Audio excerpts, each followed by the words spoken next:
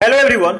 आप सभी का फिर से स्वागत है। यह घटना चक्र ज्योग्राफी का डिस्कशन है और हमारा टॉपिक चल रहा है कृषि। इस टॉपिक से रिलेटेड शेष कुछ प्रश्न अभी बचे हुए हैं, पहले इनको कवर करेंगे। तो चलिए स्टार्ट करते हैं। प्रश्न संख्या 19 में पूछा गया कि समानांतर फसल का एक उदाहरण है। समानांतर फसल का एक उदाहरण है, सही ऑप्शन है बी ऑप्शन, गेहूं और सरसों। समानांतर फसल के अंतर्गत दो भिन्न विकास प्रवृत्ति वाली फसलें शामिल होती है। इनके बीच शून्य प्रतियोगिता होती है और दोनों फसलों के द्वारा उनकी क्षमता के अनुसार उच्च उत्पादकता प्राप्त होती है। याद रखिएगा। देखिए, विकल्प जो बी है आपका सही जवाब है। गेहूं और सरसों समानांतर फसलों के उदाहरण है। प्रश्न संख्या 20, निम्न राज्यों में से किस राज्य को छोड़कर सभी में कृषि भूमि का प्रतिशत काफी अधिक है? तो आपको मालूम है, निम्न राज्यों में किस राज्य को छोड़कर सभी में कृषि भूमि का प्रतिशत काफी अधिक है? तो सिक्किम राज्य को छोड़कर। सिक्किम जो है पूर्वोत्तर में स्थित एक पहाड़ी प्रदेश है। यहाँ का अधिकांश भूभाग जंगलों से घिरा है। इस राज्य की कुल भूमि का मात्र 10% से भी कम भाग कृषि कार्य के लिए उपलब्ध है। 21 है, निम्न में से एक भारतीय कृषि की विशेषता नहीं है। निम्न में से आपको बताना है, चार ऑप्शन है, इनमें से आपको बताना है कि भारतीय कृषि की विशेषता इनमें से कौन सा नहीं है। सही जवाब है बड़े खेतों की प्रधानता, यानी डी ऑप्शन। भारतीय कृषि प्रकृति पर निर्भर है। यहां फसलों की विविधता तो है, परंतु अधिकांश फसलों में उत्पादकता का स्तर निम्न है। यहां पर बड़े खेतों की तुलना में सीमांत भू जोतों की अधिकता है, यानी प्रधानता है। 22 नंबर है, भारतीय कृषि में निम्न उत्पादकता का कारण क्या है? भारतीय कृषि में निम्न उत्पादकता का कारण है क्या है? तो देखिए, आवश्यकता से अधिक लोगों का कृषि कार्यों में लगा रहना, जोत का छोटा आकार, उत्पादन की पिछड़ी तकनीक, उपयुक्त सभी, यानी सही जवाब है डी ऑप्शन, उपयुक्त सभी। ठीक है, और इसके बारे में डिस्कस कर लेते हैं। भारत की आर्थिक समीक्षा 2017-18 के अनुसार देश की आबादी का 49% कृषि क्षेत्र से रोजगार प्राप्त करता था। आर्थिक समीक्षा 2020-21 के अनुसार अगर बात करें, देश का लगभग 54.6% कार्यबल कृषि और संबंध क्षेत्र में संलग्न है। 2019-20 में देश के जीडीपी में इसकी हिस्सेदारी 17.8% है। स्पष्ट है कि कृषि कार्य में आवश्यकता से अधिक लोग लगे हुए हैं। उत्तराधिकार के आधार पर निरंतर विभाजन से कृषि जोतों का आकार भारत में लगातार छोटा होता जा रहा है। उत्पादन की पिछड़ी तकनीक भी भारतीय कृषि की एक मुख्य समस्या है। 23 नंबर है, कथन ए, पारंपरिक खेती के आधुनिक वैज्ञानिक खेती में रूपांतरण में हरित क्रांति की तकनीक की महत्वपूर्ण भूमिका रही है।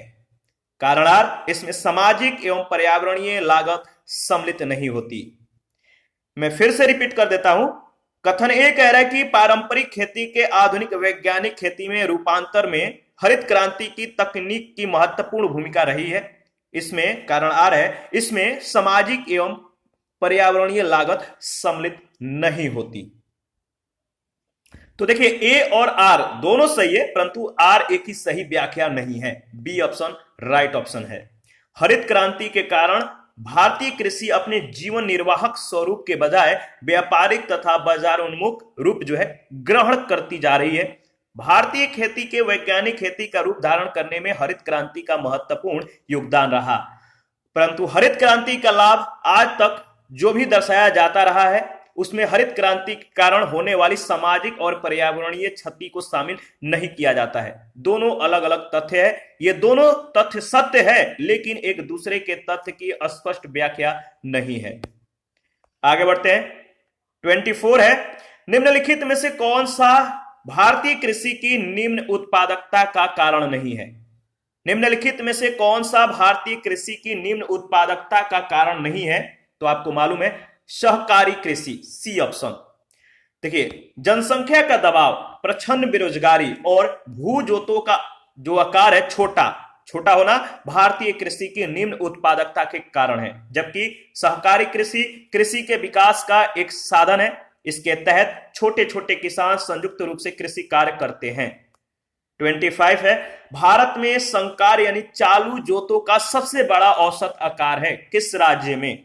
भारत में चालू जोतों का सबसे बड़ा औसत आकार है किस राज्य में आपको बताना है। इसका सही जवाब क्या होगा, तो याद रखिएगा राजस्थान में, यानी इसका सही जवाब है डी ऑप्शन राजस्थान।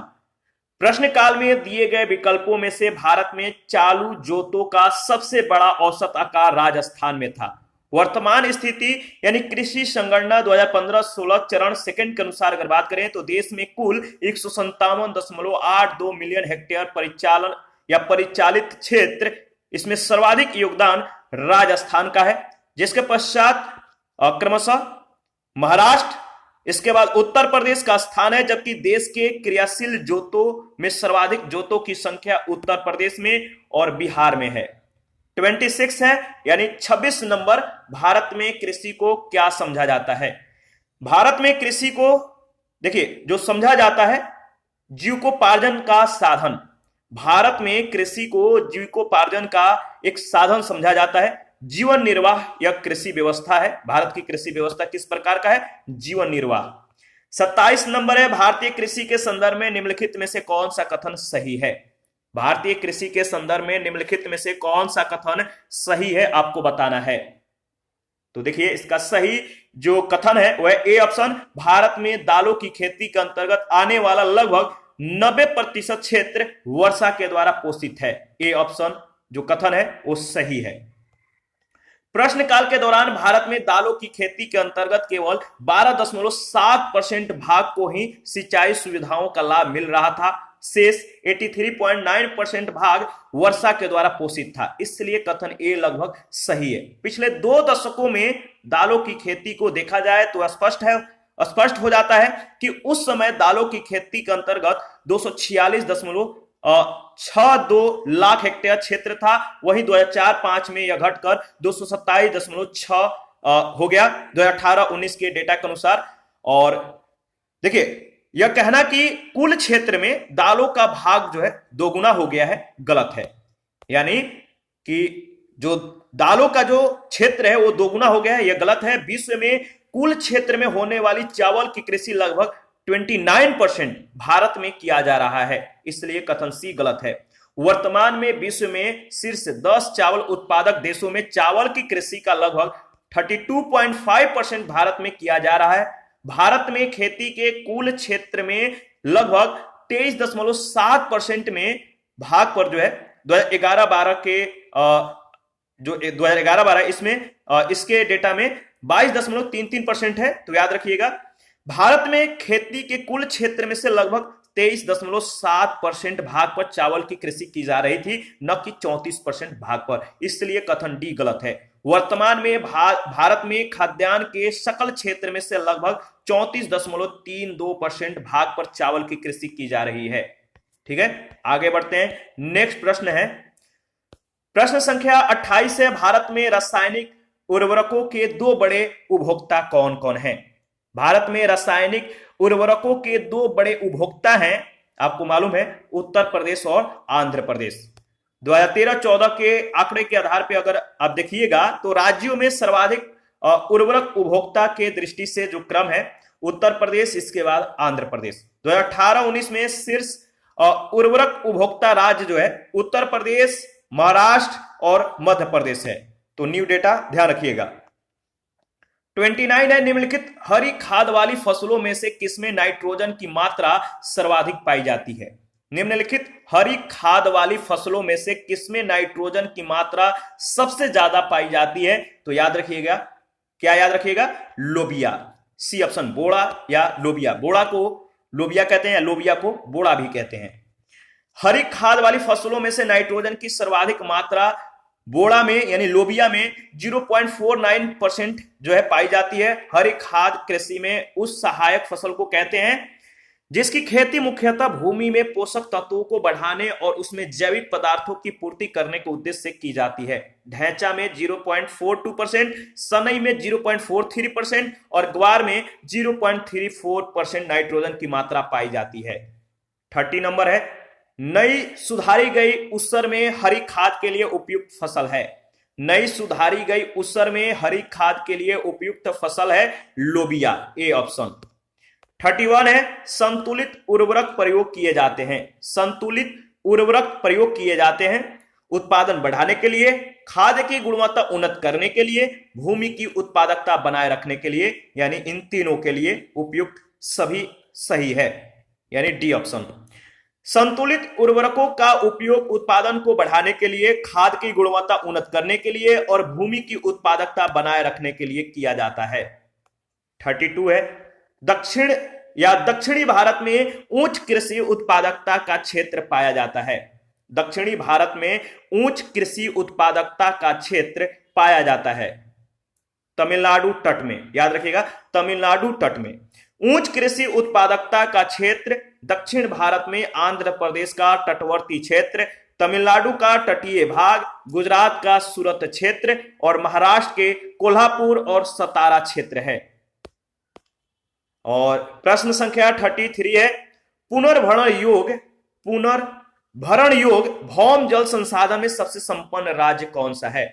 पुनर्भरण योग्य भौम जल संसाधन में सबसे संपन्न राज्य है उत्तर प्रदेश, सी ऑप्शन। देखिए, पुनर्भरण योग्य भौम जल संसाधन में उत्तर प्रदेश सबसे संपन्न भारतीय राज्य है। 2017 तक की स्थिति के अनुसार अगर बात करें तो प्रश्नगत राज्यों का वार्षिक पुनर्भरण योग्य भौम जल जो संसाधन है बीसीएम में, जो इस प्रकार है: आंध्र प्रदेश, इसके बाद मध्य प्रदेश, इसके बाद उत्तर प्रदेश, पश्चिम बंगाल। सबसे ज्यादा उत्तर प्रदेश देख रहे हैं आप, इसके बाद मध्य प्रदेश और इसके बाद पश्चिम बंगाल, इसके बाद आंध्र प्रदेश। पश्चिम बंगाल के संदर्भ में वर्ष 2013 के आंकड़े भी उपलब्ध हैं। ठीक है। 34 नंबर है, निम्नलिखित राज्यों में से कौन भारत में ठेकेदारी कृषि को लागू करने में अग्रणी है? निम्नलिखित राज्यों में से कौन भारत में ठेकेदारी कृषि को लागू करने में अग्रणी है? सही जवाब है पंजाब, बी ऑप्शन। भारत में ठेकेदारी कृषि को लागू करने में पंजाब राज्य अग्रणी है, याद रखिएगा। 35 है, हरित खेती में सन्निहित है। हरित खेती में सन्निहित है, क्या सन्निहित है आप बताइए? तो याद रखिएगा, हरित खेती में जो सन्निहित है, समेकित कीट प्रबंधन, समेकित पोषक पदार्थ आपूर्ति एवं समेकित प्राकृतिक संसाधन प्रबंधन, यानी सी ऑप्शन। हरित खेती में समेकित कीट प्रबंधन, समेकित पोषक पदार्थ आपूर्ति एवं समेकित प्राकृतिक संसाधन प्रबंधन सन्निहित है। हरित खेती वास्तव में संरक्षण कृषि है। हाल के दिनों में जो शब्द हरित खेती है, विशेष रूप से चीन के द्वारा उपयोग में लाया गया। भारत में हरित खेती के विषय में उपयुक्त धारणा का प्रतिपादन डॉक्टर स्वामीनाथन ने किया।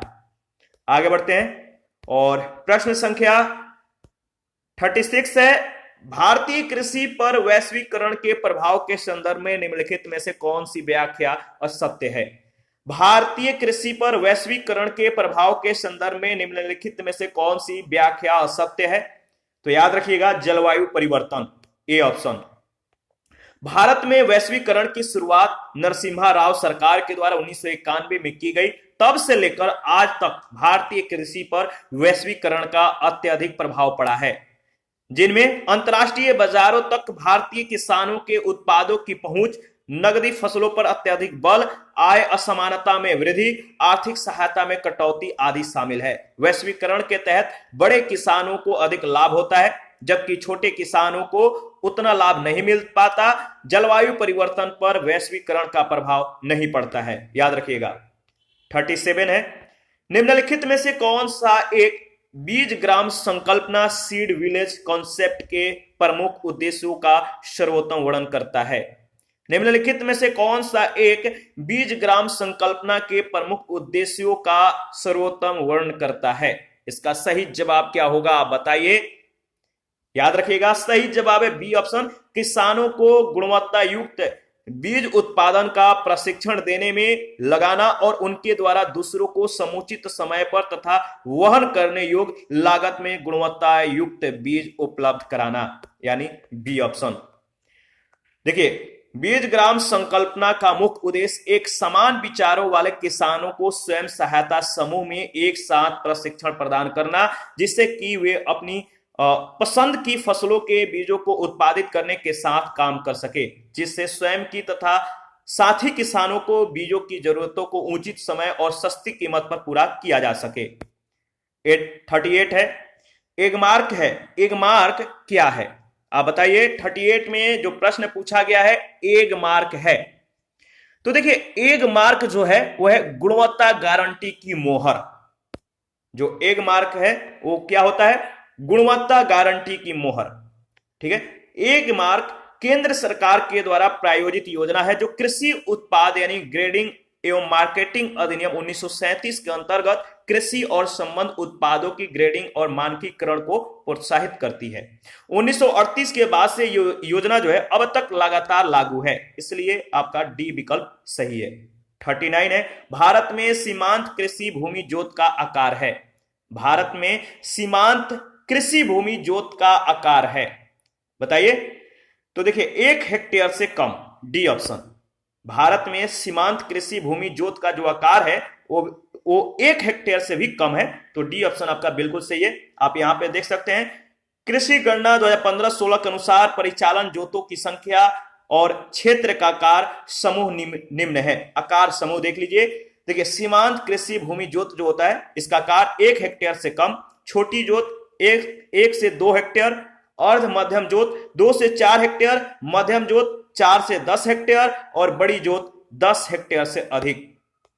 प्रश्न संख्या 40 है भारतीय कृषि में पारिस्थितियों के संदर्भ में संरक्षण कृषि की संकल्पना का महत्व बढ़ जाता है। निम्नलिखित में से कौन कौन से संरक्षण कृषि के अंतर्गत आते हैं? मैं फिर से इसको रिपीट कर देता हूं, इंपॉर्टेंट है, ध्यान दीजिएगा। भारतीय कृषि में पारिस्थितियों के संदर्भ में संरक्षण कृषि की संकल्पना का महत्व बढ़ जाता है। निम्नलिखित में से कौन कौन से संरक्षण कृषि के अंतर्गत आते हैं? इसका सही जवाब क्या होगा? तो चलिए इसका सही जवाब है, देखिए जो न्यूनतम जोत को अपनाना, जो दूसरा ऑप्शन है, दूसरा पॉइंट है। इसके बाद दूसरा के बाद चौथा पॉइंट को देखिए, कह रहा है कि मृदा धरातल को ढकने के लिए फसल अवशिष्ट का उपयोग, और पांचवा कह रहा है कि स्थानिक एवं कालिक फसल अनुक्रमण फसल आवर्तनों को अपनाना। 2, 4 एंड 5 जो सही कुट है सी ऑप्शन। इसके बारे में हम लोग डिस्कस कर लेते हैं, इंपॉर्टेंट है।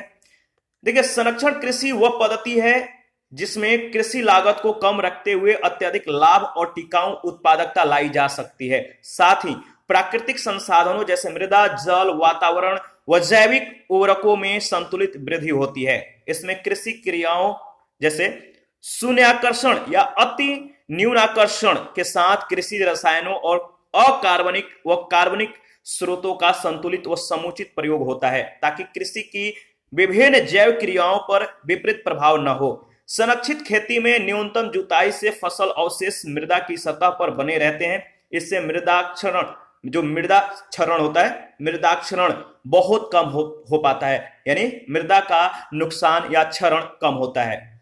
सामान्यतः 30% तक फसल अवशेषों के द्वारा मृदा का ढका रहना अति आवश्यक है। संरक्षित खेती में फसल विविधीकरण एवं फसल चक्र अपनाना अति आवश्यक है। सामान्यतः किसान एक ही प्रकार की फसल चक्र कई वर्षों तक अपनाते हैं, जैसे धान गेहूं फसल प्रणाली वर्षों से किसान एक ही खेत में लगा रहे हैं, जिससे मिट्टी की उर्वरा शक्ति जो है इस पर सीधा असर पड़ता है, उर्वरा शक्ति कम हो जाता है। फसल विविधीकरण मिट्टी की उर्वरता को यानी फर्टिलाइजेशन को जो है बनाए रखता है, यानी भिन्न भिन्न फसल बोना चाहिए जिससे मिट्टी की जो उर्वरकता है बनी रहती है।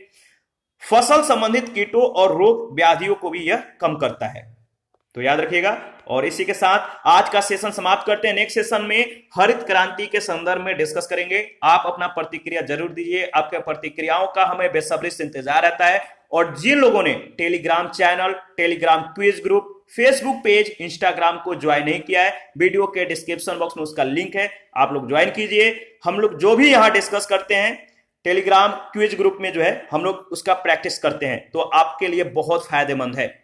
और जिन लोगों को घटना चक्र का पीडीएफ चाहिए आप हमें कमेंट कर सकते हैं, या Telegram channel, Telegram quiz group, Facebook page, Instagram और चैनल के कम्युनिटी बॉक्स में इसके रिगार्डिंग में इंफॉर्मेशन को शेयर किया गया है, आप वहां से भी हमें कनेक्ट कर सकते हैं। थैंक यू, मिलते हैं नेक्स्ट सेशन में।